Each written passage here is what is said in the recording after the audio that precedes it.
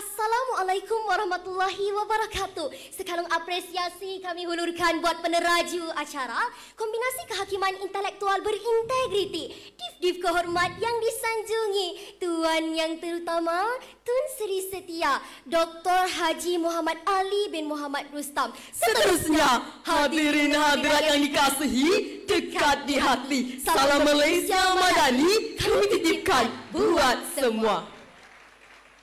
Tragedi 13 Mei 1969 yang telah membawa kepada kehilangan nyawa insan, kerosakan harta benda dan yang paling sadis, kemusnahan perpaduan bangsa. Laungan provokatif yang menggema di langit bandar dimajukan Sultan Puasa Haji Abdullah Hukum serta peranan Yap Ahloi yang seterusnya menjadi saksi pertumpahan darah warga. Perarakan kemenangan, Victory Parade turut mencetuskan kesesakan jalan raya di Kuala Lumpur. Sejarah berdarah yang seterusnya membawa kepada kewujudan rukun negara. Bermula dari keruntuhan Melaka, kita bina semula Putrajaya. Melakar wawasan meneruskan kecemerlangan. Justru bagi meneruskan wasilah perjuangan, kami tampil dengan mautuk pidato 5 prinsip rukun negara. Rukun negara merupakan ideologi kebangsaan yang dibentuk untuk dihayati oleh semua lapisan masyarakat di Malaysia.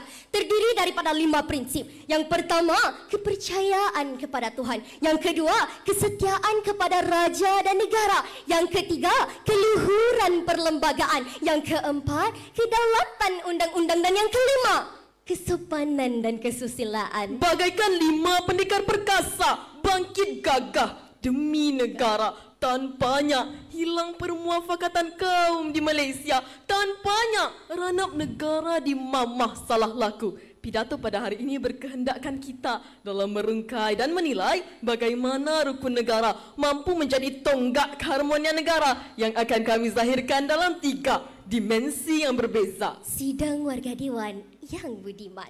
Indikator kami yang pertama, rukun negara diamalkan, rakyat bahagia ke akhir zaman. Kita menelusuri objektif rukun negara yang ingin dibentuk, iaitu mencapai perpaduan yang lebih erat dalam kalangan seluruh masyarakat di Malaysia. Tunku Abdul Rahman pernah menegaskan bahawasanya kemerdekaan negara akan hanya dicapai melalui perpaduan antara kaum Melayu, Cina juga India. Hadirin, seandainya pada saat ini kemerdekaan yang ada tidak kita hargai, sudah pasti ayam yang ditambat akan disambar halang, padi di dalam tangan akan menjadi lalang. Dasar pecah dan perintah penjajahan British telah mencarikan perpaduan rakyat.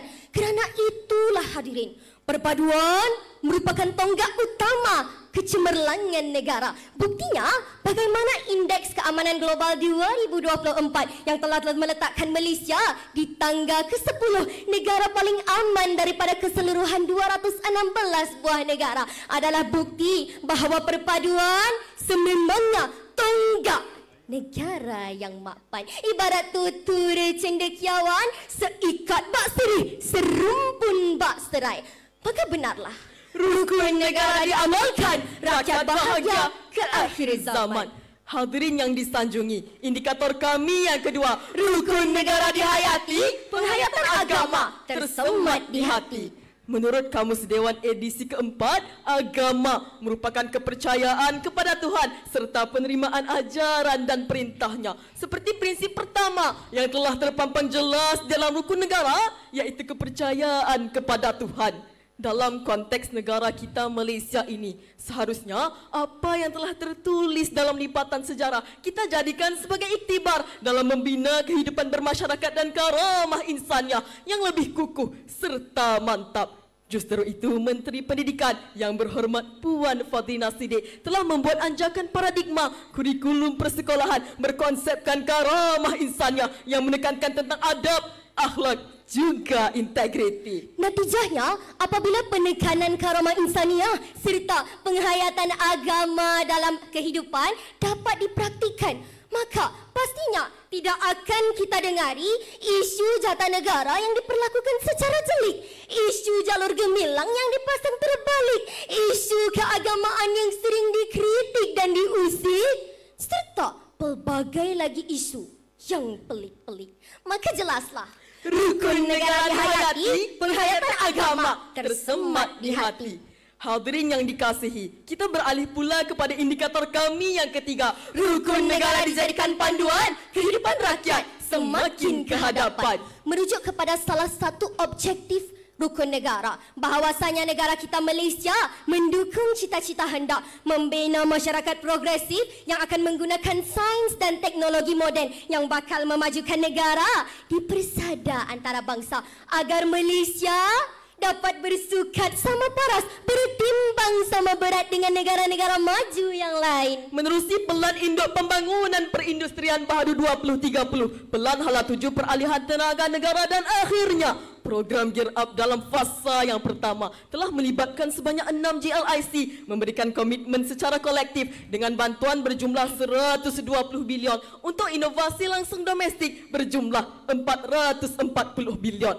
Sedara tidak sedar perkara ini dapat memajukan Malaysia dari aspek ekonomi. Bukan itu sahaja hadirin, kita lihat bagaimana usaha kerajaan dalam memastikan seluruh masyarakat Malaysia dengan adil dan saksama terhadap semua kaum agar mempunyai akses terhadap teknologi digital yang kelak dapat digunakan bagi memacu kemajuan negara sedikit demi sedikit, persis peribahasa. Sehari selembar benang, lama-lama menjadi kain. Nah, maka benarlah rukun negara dijadikan panduan, kehidupan rakyat semakin ke hadapan.